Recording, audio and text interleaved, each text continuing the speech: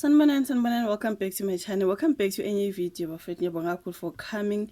Mangaba ka subscribe, please do so. Uya subscribe, uya like, uya share video ubuka nama ads. Yona ndlela esebenza ngayo bafethu. Konke kumahala bafethu, please do so. Subscribe bese uya like ke i-video. So kunodaba ka MacG lokho lu trendile bafethu non stop. Uya trenda uMacGyver MacG kwebo ongena ke ona i-podcast and chill with MacG. Siyazi ukuthi sebenza nabo Solphenduka nabo Ghost Lady and the other guys the crew ngasemva whatever bafethu. So sekunamalanga manje i-podcast and chill going under let me just say going through a lot, okay? So the reason why they are going through a lot is because of a particular episode ababa nayo laphana kuvakashe uBhuti Mashabela siyamazi uyi-comedian. I think sengingayenza ke le video before on this particular channel. uMacG bafethu is going through a lot. Kule particular episode bakhuluma ke ngoMinnie Dlamini. Bekhuluma ngokuthi kungani ke ama relationship aka Minnie Dlamini angalasti, and then angithi siyazi ukuthi bababiza ukuthi ama-it girls osisi laba basebenza kahle abanemali mhlambe banama relationship anokufika la ka social media bese siyakhuluma ngawo ukuthi ubani uJola nobani usiso, so you know into ekanjalo bafethu banokubabala nje kuthiwe ngama-it girls. Ngithi okay, if that's how it is, you know what I mean. So kule episode ke kwase kukhulunywa ukuthi why ama relationship kaMinnie Dlamini angalasti.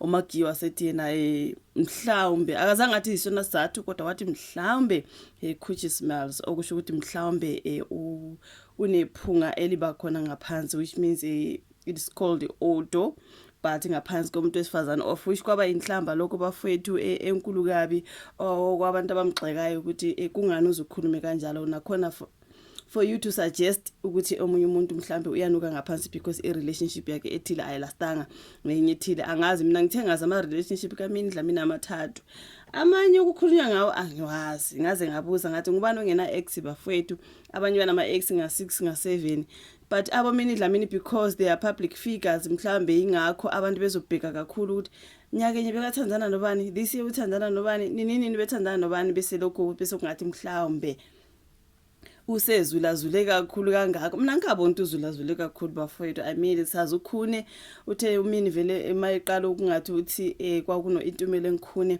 of each relationship yabo of course yalasta bafethu. After that ke phuma kukhune waya ku Quinton Jones wasefika uyashada laphana ke sawubona umshado kaMinnie Dlamini Quinton Jones wabamuhle, and then unfortunately they divorced, and then engimbonile mina nguyena uDr Monayisa lo bekukhulunywa ngaye njengoba Minnie kade trend nje bafethu. Abanye ngeze ukuthi ezinye into kungamanga ukuthi uMinnie Dlamini uJola nabo Edwin Sodi, uMinnie Dlamini uJola nabo bani, of which abantu bathi it's a lie. I do not know. So mina only know her 3 relationships, amanye angwazi. So ngeke ngibabaze mina ama relationship amathathu ngithi hayi usezulazule kakhulu, you know what I mean.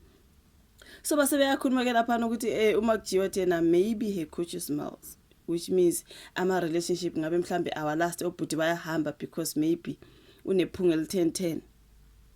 So khona lokho bafethu kumfaka inkingeni enkulu uMacG. Abantu bakhala ngokuthi uvela kahloniphi, uhleze ukukhuluma noma ikanjani, mekhuluma ngabantu besifazane njalo nje yena when it comes to umuntu wesifazane o successful uba nenkulumo eziphuma endleleni athi noma mhlawumbe umuntu oyintombazana onemali mhlawumbe yabo Minnie Dlamini mabeshada athi hayi ulandele indoda ngoba inemali, forgetting ukuthi sometimes ugirl kusuka kunguyo nemali ukudlula indoda. Sometimes kuba nalawo ma situations sizwile when it comes to Quinton Jones ukuthi uMinnie Dlamini was the one ube nemali ukudlula uQuinton, something like that. Kodwa wathi mabeshade ethandana noQuinton abantu bathi ulanda imali kulo yabhuti, only to find out ukuthi girl is the one who was moneyed allegedly, okay? So kuningi uMacG yadlula kukho bafethu ever since le ya comment there's just been a whole lot. Sizwile ukuthi Moja Love yayiqhelanisa nenkulumo yakhe, Multi Choice yayiqhelanisa nenkulumo yakhe, and then manje kunale eyase parliament ukuthi uMacG kuzofanele ukuthi abizwe ngase parliament ezoyikhulumela ngoba kuthiwa it is gender based violence lento ayenzayo.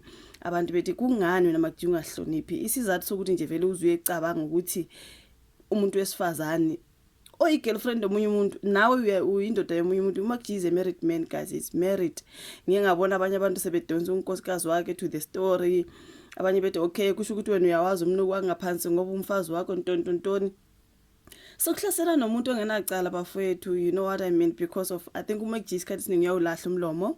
Of course ngiyithanda podcast ngiyayibuka bafowethu, uyawulahla kakhulu umlomo, especially come to sisters abanemali. I do not know if they happen to be a threat or mhlawumbe nje yena usuke nje iqhubela umsebenzi wakhe lapha ka podcast and chill. Ngoba ungathi uyabheka indlela abakhuluma ngayo, uSaul Phenduka unokuba ne respect. Yebo uyabeka ama points akhe ebese yabeka ngendlela ehloniphekile. uMacG on the other side ama-points akhe asuke ephuma endleleni ubeka ngendlela esnacks. He says whatever he likes to say, you know, whatever he wants to say, he's just gonna say it. Akanandaba akanakuthi ithi ngiyibeke ngendlela engathi right yabo, ngingaze nga-offend umuntu or something. No, uyalahlela nje uMacG, uyalahlela compared to uSaul ubeka ngendlela engcono. uMacG hayi so kuningi bafethu bokunodaba ukuthi uMacG kuthiwa he will be summoned in parliament. Ukhona lo mama lo kuthiwa ke she's the minister of, I think ngikhohliwe ithi ngimlandela, I think she is deputy minister in the presidency for women, youth and persons with disabilities, umama uMapaseka Steve Letsike. Okay, so kuthiwa ke ubethe yena uMacG will be summoned in court, but in parliament, sorry. Then ngase ngibona ke kunolunye indaba elibhalile lapha bethi the deputy minister in the presidency uLetsike argues that uMacG's comments about Minnie Dlamini are not only disrespectful but also damaging, especially to women, by making crude assumptions about Dlamini's personal life and insinuating that her relationship struggles after linked to an alleged hygiene issue. uMacG fuels harmful stereotypes and contributes to the shaming of women. Yonanda Bakalenga uLetsike believes that such remarks are toxic and reinforce negative narratives. She is calling for parliament. She's not calling MacG to parliament. She is calling for parliament to hold MacG accountable for his words, urging that he explain himself and highlighting the need for greater responsibility in how women are portrayed in the media. So lulona daba ke lapha oluka mama uLetsike ke bafethu akavumelani inhlobo nalento eshiwo uMacG. So kwesinye story basebethi bona the portfolio committee on women, youth and persons with disabilities in parliament voted against deputy minister uMapaseka Steve Letsike's request to summon the podcaster uMacG to appear before them, which means they do not agree. Angazi bese kuba nesinye bathi the EFF MP uSihle Lonzi states that deputy minister uMapaseka Steve Letsike has no power to summon MacG to parliament. He further stated that he had never heard of her before. This was the first time he had seen her. So kukhona abangavumike ukuthi uMacG can be summoned.